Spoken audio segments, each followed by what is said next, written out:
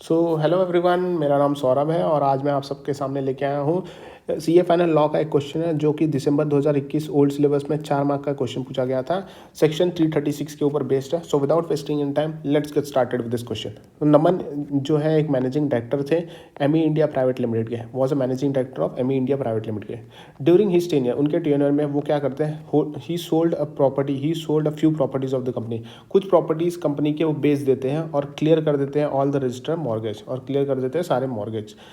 Now he also diverted companies fund of ₹50 lakh, 50 lakh रुपए company के fund को डाइवर्ट करते हैं अपने बैंक अकाउंट में।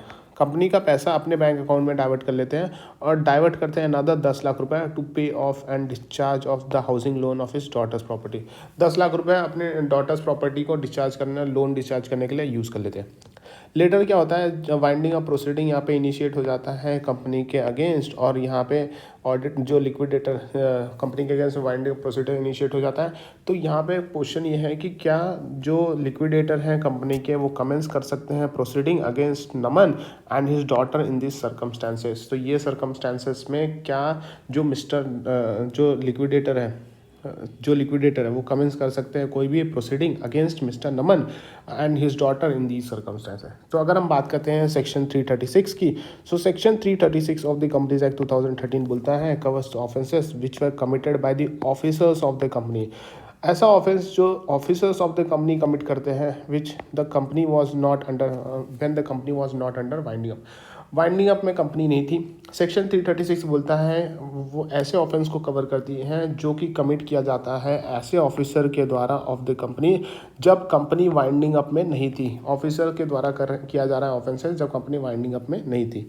इन case where the company subsequently, अगर in case where subsequently company जो subsequently order to be wound up, कि यहाँ पे उसको ऑर्डर दिया जाता है, कंपनी को ऑर्डर मिलता है कि वाउंड अप करने का ऑर्डर अगर आ जाता है, तो जो ऑफेंस कमिट किया जाता है ऑफिसर के द्वारा, officer of the company while the company was going concern, will still be dealt under section 336 though such offense would be dealt with other relevant sections had it remained going concern।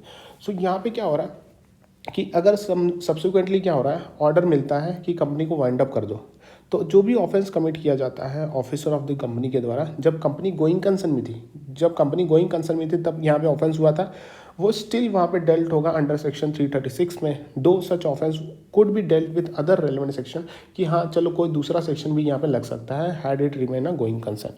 So action required under section 336 subsection 1 clause D are those which are committed within 12 months immediately before the commencement of the winding up or at any time thereafter। So action यहाँ पे required होता है under section 336 subsection 1 में। Action तब लिया जाएगा जब कोई भी ऑफेंस यहाँ पे कमिट होता है 12 महीने से पहले, immediately 12 month immediately before the commencement of winding up से 12 महीने पहले तक अगर कोई ऑफेंस आप कमिट करते हो या फिर उसके बाद कोई ऑफेंस कमिट करते हो, तो यहाँ पे सेक्शन 336 सबसेक्शन क्लॉज डी में एक्शन लिया जाएगा।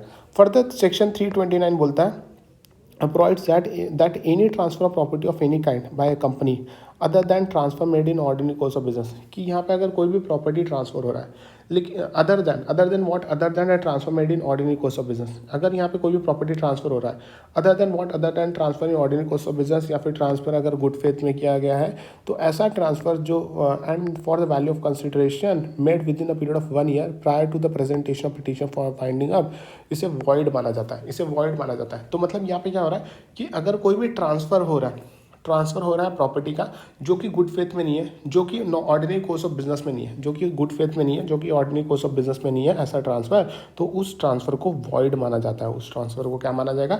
वॉइड माना जाएगा।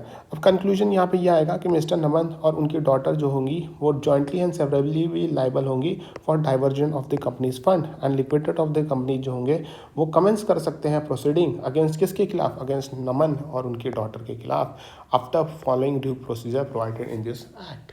इसी के साथ ये क्वेश्चन यहीं पे खत्म होता है, section 336। Thank you so much.